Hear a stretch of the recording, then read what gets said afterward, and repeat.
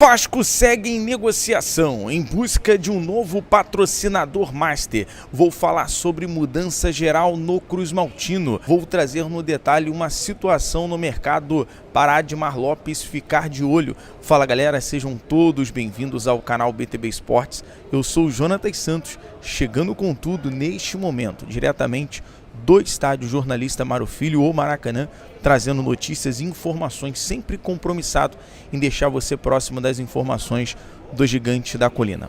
Eu peço, como sempre, na humildade e na moral, se você não é inscrito aqui no canal, não perca tempo. Botão abaixo, escrito inscreva-se. Ative o sino das notificações na opção todos. Deixa o like no vídeo, é importante demais para o nosso trabalho, é muito importante para o crescimento do canal. Like faz com que a plataforma entenda que o vídeo é importante e acaba recomendando para muitos cruzmaltinos apaixonados. Mas surgiu uma situação ontem na zona mista, né, após ali o título da Copa Rio, o Botafogo venceu por 3-1 Bangu. Nós questionamos ao Alexander Barbosa, zagueiro do Botafogo, sobre a sua renovação. E o Alexander Barbosa, ele nos respondeu que a renovação dele, bom, Alexandre, a renovação dele está parada no momento. A renovação do Alexander Barbosa junto ao departamento de futebol do Botafogo está parada. E assim, as aspas do Alexander Barbosa: eu quero segurança. Eu preciso de segurança. Ou seja, ainda não houve ali um martelo batido, e o Alexander Barbosa, por mais que ele seja um jogador muito considerado, mas é uma situação muito parecida com o Savarino. O Savarino sai do Botafogo, vai para o Fluminense, e o técnico Martin Anselmo já falou: não posso perder nenhum mais jogador. Então, se a renovação não for à frente, o Vasco pode aproveitar essa situação e ficar de olho nessa questão do Alexander Barbosa, que é um baita zagueiro, um dos melhores zagueiros hoje, o uruguaio Alexander Barbosa, aliás, o argentino, né? Ele quer se naturalizar o Uruguai para jogar pela seleção uruguaia, mas o argentino Alexander Barbosa é um nome muito interessante. A ver, né? A negociação está parada, não chega, ele já colocou a sua exigência, mas é uma situação que a diretoria e o departamento de futebol do Vasco pode ficar de olho, já que ainda existe essa janela doméstica. E fora o volante, que é o principal. Galera, vamos entrar aqui no assunto sobre novo patrocinador master. Uma informação é que o Vasco mantém a negociação, a marca ainda não foi divulgada, mas uma negociação que está evoluindo, né, as marcas que têm procurado o Vasco, e tudo indica que no decorrer das próximas semanas haverá novidades sobre o novo patrocínio master. A informação que eu tenho que esta semana, né, inclusive o diretor comercial do Vasco, João, esteve na feira de network de grandes marcas aqui no Rio de Janeiro.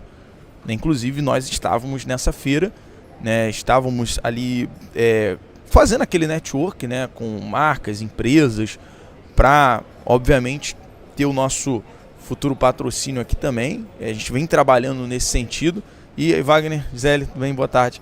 E dentro dessa conversa, o diretor comercial do Vasco estava nessa feira de grandes marcas. Então isso é um sinal que, fala Castanha, isso é um sinal que estão procurando o Vasco. E o Vasco está sendo procurado, o Vasco está buscando um novo patrocinador. É um bom sinal que nas últimas horas e nos últimos dias houve um avanço em relação a essa questão do patrocínio, e o Vasco está trabalhando, principalmente nos bastidores, até para não estragar qualquer movimentação para anunciar o novo patrocinador master. A gente segue na apuração. A primeira informação que eu tenho é essa, que o diretor do departamento comercial do Vasco esteve nessa feira de network para poder buscar, para poder fazer aquele meio campo e logo o Vasco fechar um novo patrocinador. Galera, vamos falar sobre agora a preparação, né, para o jogo de quinta-feira, 7h30 da noite em São Januário. As primeiras mudanças, o técnico Renato Portaluppi trouxemos anteriormente em relação à mudança, principalmente no primeiro coletivo dado ao Renato, de forma cronológica. O Renato, que fez nos seus primeiros treinos um lado mais físico treinamento mais ali com a coordenação, com o grupo de análise, desempenho do Vasco, que permanece sobre o Daniel Félix, né, que hoje ele é o coordenador de análise e desempenho do Vasco, mas na ausência, com a saída do Wagner Bertelli, que era o preparador físico do Fernando Diniz, o mesmo está como preparador físico ali do Renato, já que o Renato trouxe 2 auxiliares. No primeiro momento de trabalho, o Renato faz esse trabalho mais físico com os jogadores. Na sexta-feira, o Renato fez aquele reparo com vídeos mostrando alguns erros, alguns detalhes que o Vasco teve nesse período em relação a tanto a posse de bola, a transição, a tomar gols nas costas do adversário. Então o Renato fez esse trabalho posicional naquele treino de vídeo. Ontem, no coletivo, como até nós trouxemos a informação, ele testou ao lado do Thiago Mendes, Hugo Moura e Tietê, mas não é que isso já é uma decisão, um martelo batido pelo Renato. É uma ideia de jogo, é uma alternativa de jogo, principalmente para o Vasco não ser aquele Vasco já previsível, como era anteriormente ao trabalho do Fernando Diniz, na saída de bola, algumas mudanças sem tanta objetividade, né? Muitas vezes o Diniz acabava improvisando um jogador, né, em determinada função, o volante virava zagueiro, o zagueiro virava volante, o atacante virava lateral e ficava aquela salada mista. A ideia do Renato é dar um DNA, dar um rosto aos poucos para esse time do Vasco, mas não é pelo fato dele ter bancado o Cauã Barros, Johan Rojas, o Brenner, que vai ser esse time a todo momento. É uma ideia de jogo, é uma alternativa de jogo. E aí entra nesse momento uma informação que nós separamos para você, porque ainda existe, por mais que ele colocou o Saldívia no time titular nesse primeiro treino tático, existe uma dúvida na mente do Renato em relação ao setor defensivo.